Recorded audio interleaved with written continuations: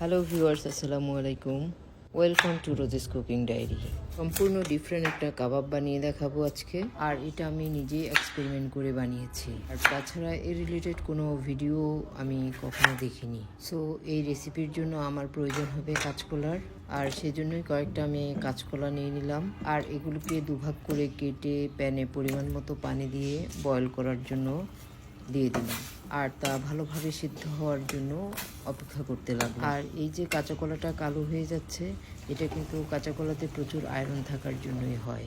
এবার এই কাবাবের মেইন ইনগ্রেডিয়েন্টস কয়েক টুকরা ইলিশ মাছ নুন হলুদ দিয়ে একটু সেদ্ধ করে নিয়ে কাটা ছাড়িয়ে নিচ্ছি। ভালোভাবে কাটা বাছা হয়ে গেলে এবার আমি কাঁচা কলাগুলো নিয়ে তার খোসা ছাড়িয়ে মেশার দিয়ে খুব সুন্দর করে ম্যাশ করে নেব। যাদের রক্ত স্বল্পতা আছে তারা কিন্তু কাঁচা কলা খেলে ভালো বেনিফিটেড হবেন। এতক্ষণে বুঝতে পেরেছেন যে ইলিশ দিয়ে কাবাব বানানো হচ্ছে, আর এটা কিন্তু সম্পূর্ণ নতুন একটা আইডিয়া। সেদিন আগে পেজে একটা ভিডিও আপলোড করে বলেছিলাম যে এটা আসলে কিসের কাবাব। অনেকেই বলেছে বিফ, টুনা, কাঁচা কলা, মাছ, বাট এক্স্যাক্টলি ইলিশ মাছের টিকিয়ার কথা আসলে কেউ বলেনি। যাই হোক, সবাইকে অনেক থ্যাঙ্কস সুন্দর আনসার করার জন্য। আর এরই মধ্যে বেরেস্তা, ধনেপাতা, কাঁচামরিচ কুচি, গরম মশলা, ধনিয়ার গুঁড়া এগুলো আমি রেডি করে নিয়েছি। আর কাঁচা কলার মধ্যে যাতে লাম্পস না থাকে সেজন্য একটা স্মুথ টেক্সচারে নিয়ে এসেছি।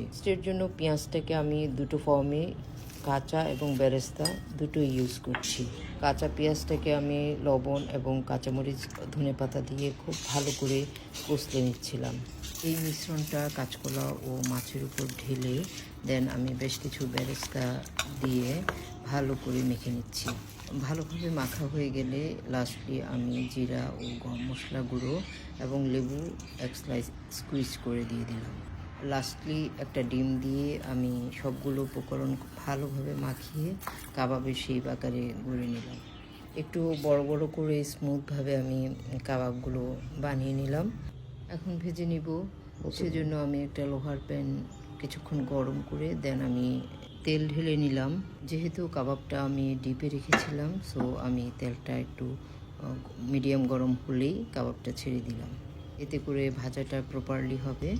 আর যদি তেলটা খুব বেশি গরম হতো তাহলে কিন্তু আমার উপরে কালার এসে যেত, বাট ভেতরটা তেমন করে হতো না। ইলিশের এই কাবাবটা স্ন্যাক্স হিসেবে বিকেলে যেমন খাওয়া যায়, তেমনি ডাল ভাতের সাথেও কিন্তু দারুণ লাগে। আসলে রান্না করতে গেলে রান্নার অনেক ট্রিক্স অ্যান্ড টিপস মাথায় রেখে করলে রান্নাটা অনেক বেশি সুন্দর হয়। এই তো আমি খুব সুন্দর করে ভেজে নিচ্ছিলাম।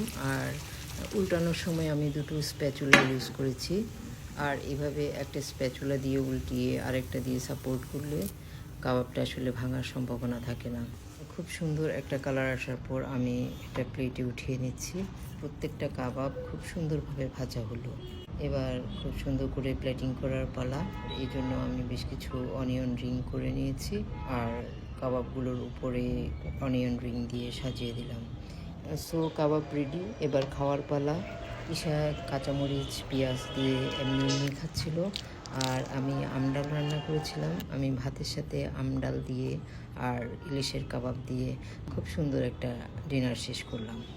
সো ট্রাই করবেন, আর কার কেমন লেগেছে অবশ্যই কমেন্ট করে জানাবেন। সো আজ এই পর্যন্তই। আল্লাহ হাফিজ।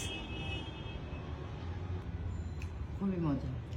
আমডাল দিয়ে ইলিশ মাছের কাবাব।